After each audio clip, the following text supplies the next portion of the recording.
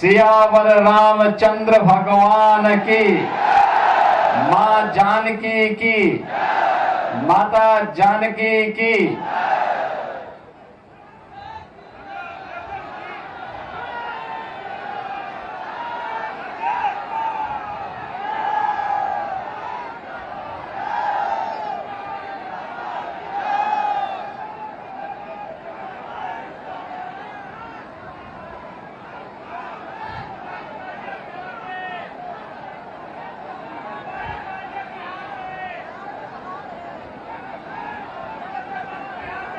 आज की इस चुनाव नामांकन सभा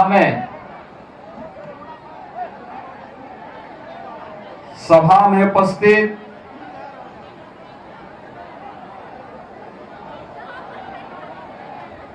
बिहार सरकार के मंत्री श्री जनकराम जी, बिहार सरकार के मंत्री और सोनवर्षा से प्रत्याशी श्री रत्नेश सादा जी,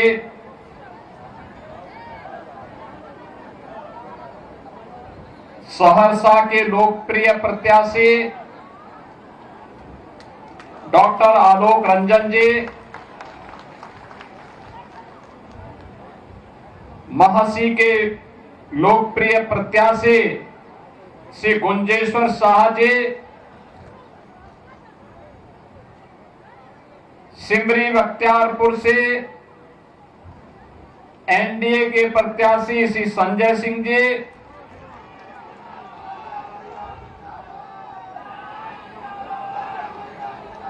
हजारीबाग के लोकप्रिय सांसद श्री मनीष जायसवाल जी,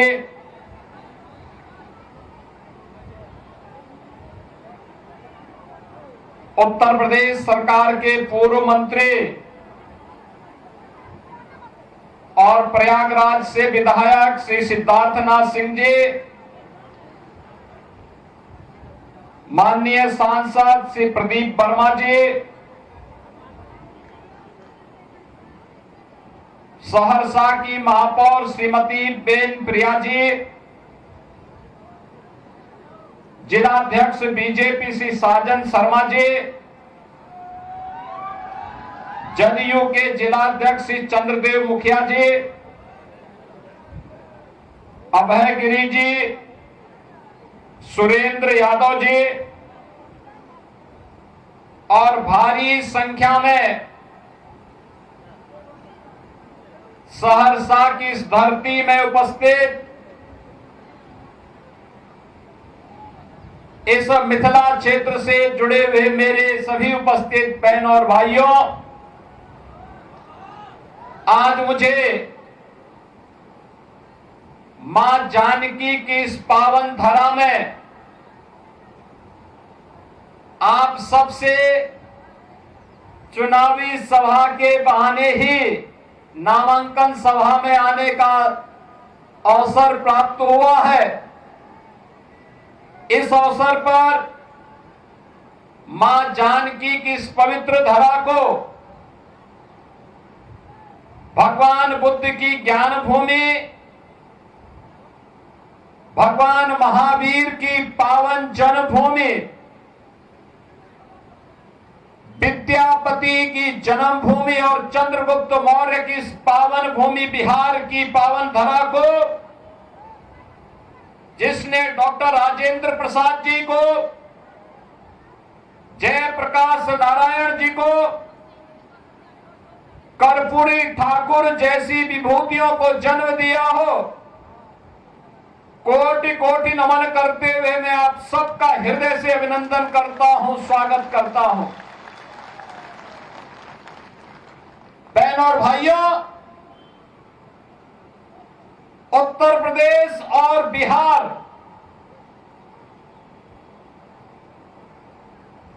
ये केवल राम और मां जानकी के मिलन की ही भूमि नहीं है, यह हम सब की एक साझी विरासत, साझी संस्कृति आस्था और साझे भविष्य का प्रतीक भी है। और उसी साझी विरासत को एक साथ आगे बढ़ाने के संकल्प के साथ मैं आज उस पावन संकल्प के साथ जोड़ने के लिए आपके बीच में यहां पर उपस्थित हुआ हूं। आज से 10 वर्ष पहले, 8 वर्ष पहले जब हम लोग बिहार में आते थे,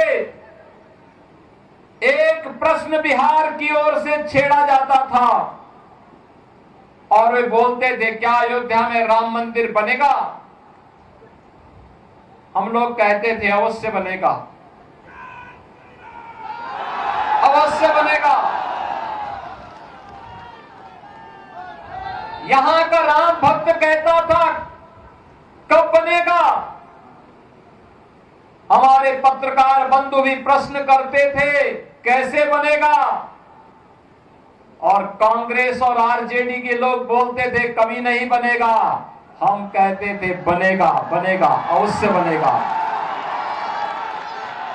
यहां का राम भक्त कहता था कि रामलला हम आएंगे, मंदिर वहीं बनाएंगे। भविष्य की एक शुभ संकेत को लेकर के उत्साह और उमंग के साथ दौड़ता था, खड़ा होता था। और आज तो अयोध्या में भगवान राम का भव्य मंदिर बन गया है और राम दरबार भी विराजमान हो गया है। अयोध्या में भगवान राम, मां जानकी, भरत जी, लक्ष्मण जी, शत्रुघ्न जी, हनुमान जी, इन सब का दरबार भी राम जन्मभूमि में विराजमान हो गया है। और अब तो बिहार की धरती पर भी मां जानकी का 900 करोड़ रुपए की लागत से भव्य मंदिर का निर्माण का कार्य प्रारंभ हो चुका है। यह है विरासत। और बिहार के पास तो एक समृद्ध विरासत है। ये समृद्ध विरासत मां जानकी का भी है। ये समृद्ध विरासत भगवान बुद्ध की ज्ञान की परंपरा का भी है। भगवान महावीर की जन्मभूमि का भी है। विद्यापति के ज्ञान की परंपरा का भी है। आर्यभट्ट के गणतज्ञ जैसे विश्व प्रसिद्ध गणतज्ञ की विरासत का भी है। और वैशाली के लोकतंत्र की भी है। और लोकतंत्र पर आ जाएंगे, कोई जेपी खड़ा हो जाएगा बिहार से लोकतंत्र को बचाने के लिए। वह समृद्ध विरासत भी बिहार के पास है। याद करिए, इसी बिहार की धरती ने डॉक्टर राजेंद्र प्रसाद जी को जन्म दिया था। देश के प्रथम राष्ट्रपति बने और राष्ट्रपति बनने के बाद स्वतंत्र भारत में सोमनाथ के मंदिर का पुनरुद्धार का कार्य होना है। पंडित जवाहरलाल नेहरू ने कहा नहीं जाना है। राष्ट्रपति ने कहा नहीं, मैं जाऊंगा, क्योंकि भारत के सांस्कृतिक, भारत के नए आभा को वैश्विक जगत में प्रस्तुत करना है। इसलिए सोमनाथ के मंदिर के पुनरुद्धार के कार्य का कांग्रेस भले ही विरोध करेगी, लेकिन भारत के राष्ट्रपति के नाते भारत की आस्था का सम्मान करना मेरा दायित्व है। और डॉक्टर राजेंद्र प्रसाद जी वहां गए थे, सोमनाथ की धरती पर गए थे। आप याद करिए, मोदी जी पहले प्रधानमंत्री हैं जो अयोध्या गए। श्री राम जन्मभूमि पर भगवान श्री राम के भव्य मंदिर के निर्माण की आधारशिला भी रखी। और गत वर्ष भगवान राम लला को विराजमान करने का काम भी प्रधानमंत्री मोदी जी ने अपने कर कमलों से संपन्न किया है। भारत की आस्था का सम्मान होगा, भारत की विरासत का संरक्षण होगा, तो वह विरासत ही विकास की नींव को पुख्ता करेगा। बहनों और भाइयों, क्या हो रहा था कांग्रेस के शासनकाल में? ये विरासत को अपमानित करते थे, कहते थे राम हुए ही नहीं, कृष्ण हुए ही नहीं, भारत की विरासत को कोसते थे, भारत को अपमानित करते थे। भारत और भारतीयों को गाली देते थे, घुसपैठियों को घुसपैठ करा करके अराजकता पैदा करवाते थे। और आरजेडी को तो कहना ही क्या, इन्होंने बिहार का विकास नहीं किया, अपने परिवार का विकास किया। इन्होंने परिवार का विकास किया। मोदी जी कहते हैं कि 140 करोड़ का भारत मेरा परिवार है, और लालू जी कहते हैं कि राबड़ी देवी का ही परिवार मेरा परिवार है। आरजेडी उससे बाहर नहीं सोच सकती। एनडीए पूरे भारत के लिए सोचता है, और डबल इंजन की सरकार बिहार के उस विकास को आगे बढ़ा रही है। नीतीश जी के नेतृत्व में पिछले 20 वर्षों में बिहार ने विकास की जिस नए प्रतिमान को आगे बढ़ाया है, ऊंचा किया है। आज गांव-गांव की कनेक्टिविटी को तेज किया है, उद्योग लगने प्रारंभ हुए हैं, इंजीनियरिंग कॉलेज बन रहे हैं, विश्वविद्यालय बन रहे हैं। आज बिहार के अंदर विकास एक नई आभा के साथ आगे बढ़ रहा है। बिहार के अंदर बाढ़ की समस्या का समाधान तेजी के साथ आगे बढ़ रहा है। आज जब बिहार में विरासत और विकास के इस अभियान को आगे बढ़ाने का कार्य एनडीए की डबल इंजन की सरकार आगे बढ़ा रही है, बिहार की पहचान आज मेट्रो के रूप में, रेलवे की बेहतरीन कनेक्टिविटी के रूप में, हाईवे के रूप में, एक्सप्रेसवे के रूप में, एयरपोर्ट के रूप में, वाटरवे के रूप में आज जब बिहार को पहचान मिल रही है, तो आपकी इस पहचान को फिर से धूमिल करने के लिए कांग्रेस और आरजेडी ने एक सगोपा छोड़ा है कि विकास नहीं बुर्का चाहिए। उनको विकास नहीं चाहिए, उनको तो बुर्का चाहिए, जिससे फर्जी वोट डाल करके यहां के गरीबों और दलितों के हकों पर वे डकैती फिर से डाल सके। बहनों और भाइयों, ये बिहार के चुनाव में ये विकास की बात नहीं कर रहे हैं। इनको विकास नहीं चाहिए, इनको बुर्का चाहिए। फर्जी वोट डलवाएंगे लेकिन चेहरा नहीं दिखवाएंगे। तीर्थ यात्रा में विदेश जाएंगे, एयरपोर्ट पर चेहरा दिखाएंगे, अपना वहां पर पासपोर्ट दिखा करके अपनी फोटो भी दिखाएंगे, लेकिन बिहार में वोटिंग होगी तो कहेंगे कि नहीं, बुर्का को छेड़ो मत, चेहरा दिखाओ मत, फर्जी वोट डलवाने दो, जिससे बिहार के गरीबों के हकों पर फिर से डकैती डाली जा सके। कांग्रेस और आरजेडी आज ये साजिश कर रही है, लेकिन इनकी साजिश सफल नहीं होने पाएगी। अब इनकी साजिश को सफल नहीं होने देना है, और इसीलिए हम आपके पास आए हैं कहने के लिए, बिहार के सामने कांग्रेस और आरजेडी ने पहचान का संकट खड़ा किया था। याद करिए, इन लोगों ने हर जिले में एक एक बड़ा माफिया पाल डाला था। वो लूटता था, विकास के पैसे को हजम कर जाता था, गरीब के लिए आने वाला पैसा स्वयं खा जाता था। गांव में कोई भी कार्य नहीं हो पाता था। 4 महीने बाढ़ से बिहार त्रस्त रहता था। न हाईवे, न रेलवे, न मेट्रो, न कोई नई विश्वविद्यालय, न कोई इंजीनियरिंग कॉलेज, न कोई चिकित्सालय, कोई सुविधा नहीं मिल पाती थी। और विरासत को तो अपमानित करते ही थे। पर्व और त्योहार आता था, पहले से ही लोगों में अपशकुन नजर आने लगता था कि पता नहीं कहां दंगा हो जाए, कहां गुंडागिर्दी करके किसके किस पर कहर पड़ जाए। बहनों और भाइयों, ये डबल इंजन की सरकार आने के बाद दंगे बंद हुए, गुंडागर्दी बंद हुई, अराजकता बंद हुई, विकास तेजी के साथ आगे बढ़ा है।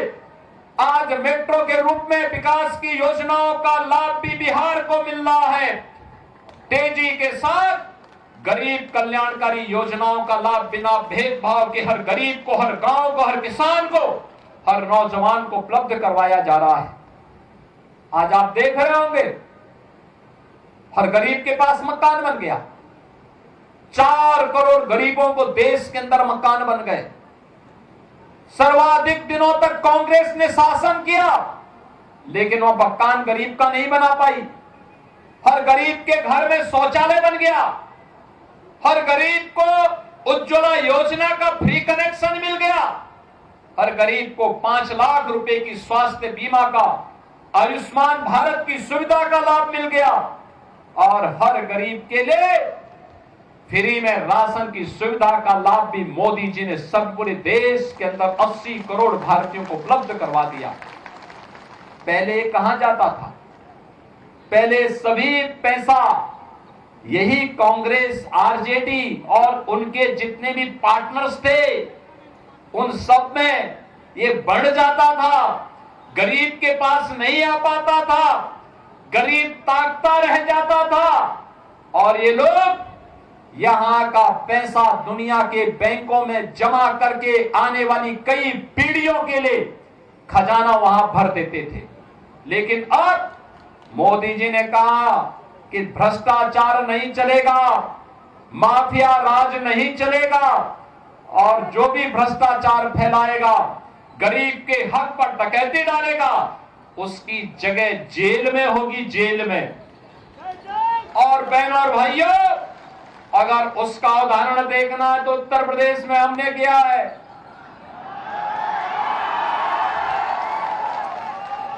सिद्धार्थनाथ सिंह जी हमारे विधायक हैं, मंत्री रहे हैं हमारे साथ में उत्तर प्रदेश में। इन्हीं की विधानसभा में एक माफिया था, दुर्दांत माफिया था। उसके बंगले को हमने खाली करवाया और फिर बुलडोजर चलवाया।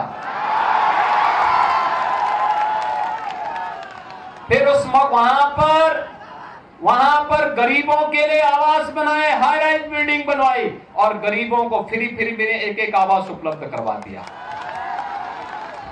ऐसे लखनऊ में भी होने जा रहा है।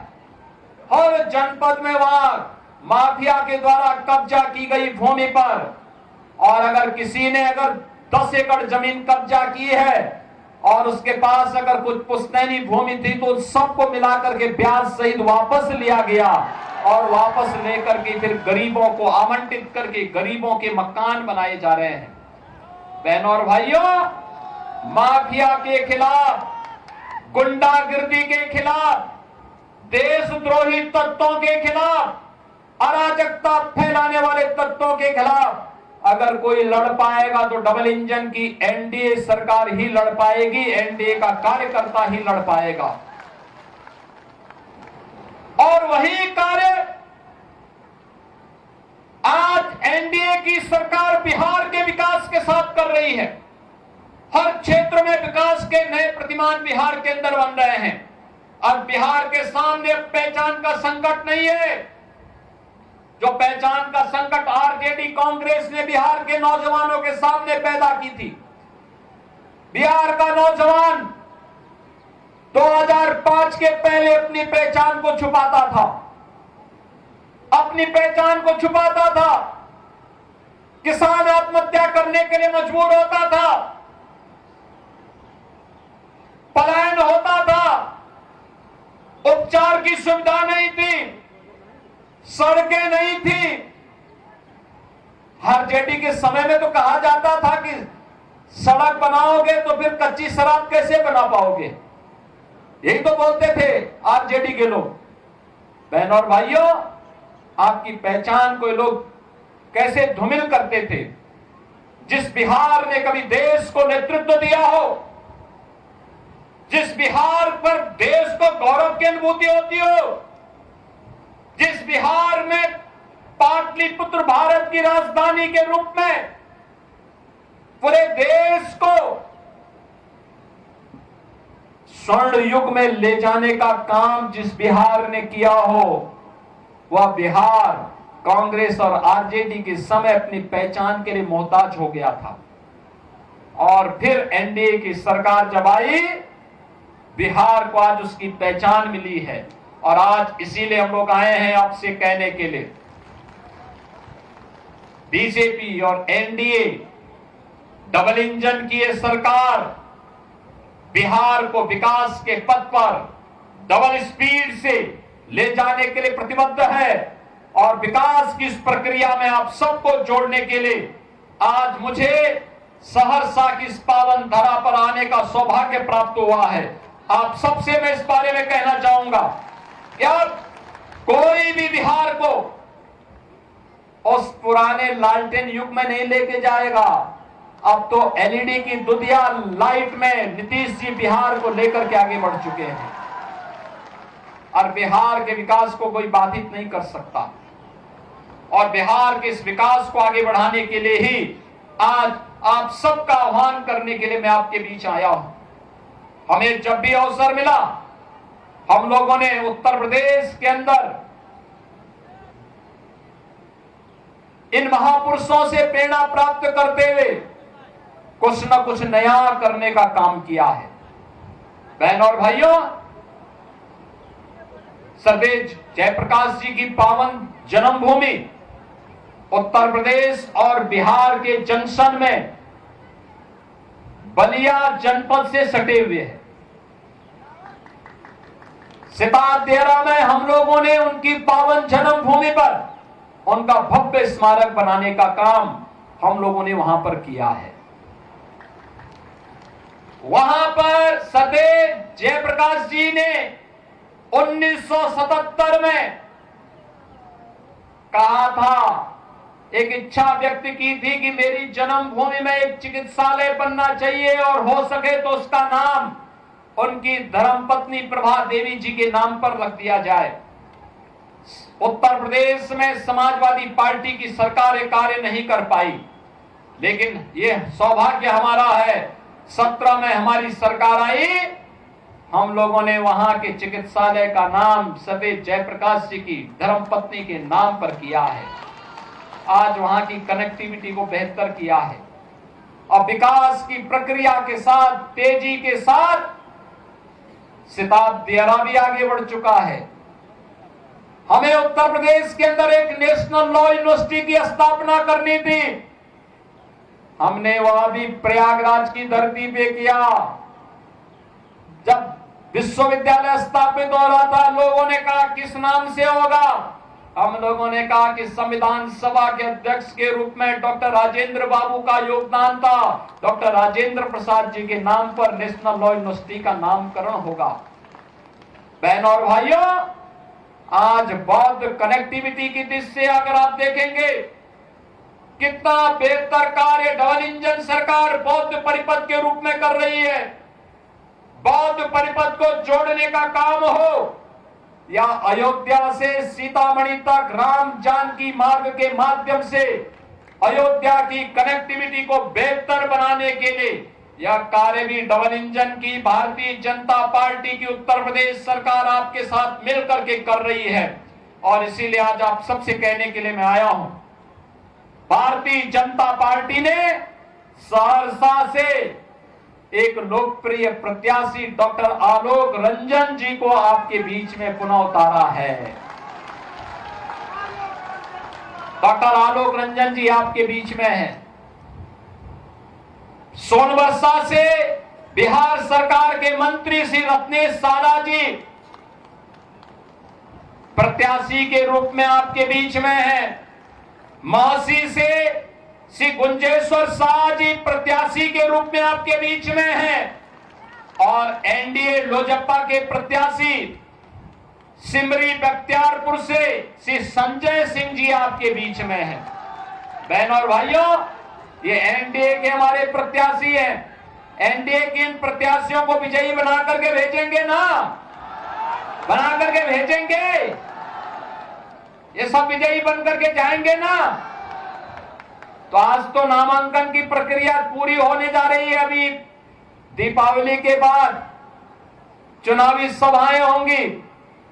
इस अवसर पर आप सबका मैं आह्वान करूंगा। ये चारों प्रत्याशी यहां पर एनडीए के हैं। इन एनडीए के हमारे प्रत्याशियों को भारी बहुमत से विजयी बनाना है। एनडीए की सरकार को लेके आना है। आप सब इनको विजयी बनाएंगे तो मेरे साथ बोलेंगे भारत माता की, भारत माता की, भारत माता की जय जय श्री राम, जय जय श्री राम।